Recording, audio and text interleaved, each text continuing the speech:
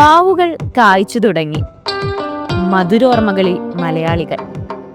കഷ്ബ, ഫലജൽ ഉഹി, സനായ, ഫലജ് എന്നീ സ്ഥലങ്ങളിൽ നിരവധി മാമ്പഴത്തോട്ടങ്ങളാണുള്ളത്.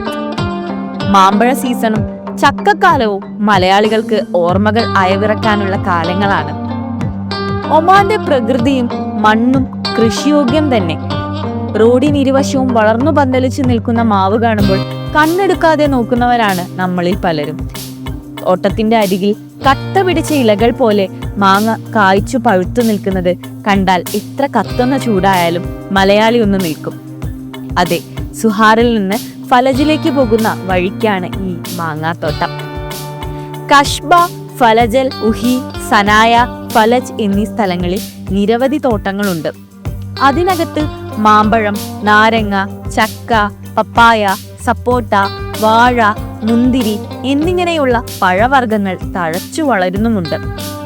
തോട്ടത്തിൽ പ്രവേശിക്കുമ്പോൾ തന്നെ നല്ല തണുപ്പ് അനുഭവപ്പെടും. മരങ്ങളും ചെടികളും കൊണ്ട് നിബിഡമാണ് തോട്ടത്തിന്റെ അകം.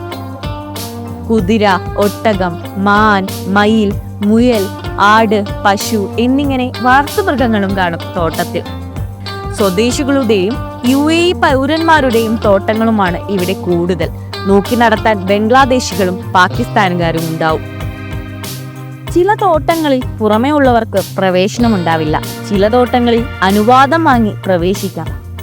ഒന്നല്ല, നിരവധി വലിയ മാവിലാണ് ഇലുമിനേഷൻ ലൈറ്റ് പോലെ മാങ്ങ കായ്ച്ചു നിൽക്കുന്നത്.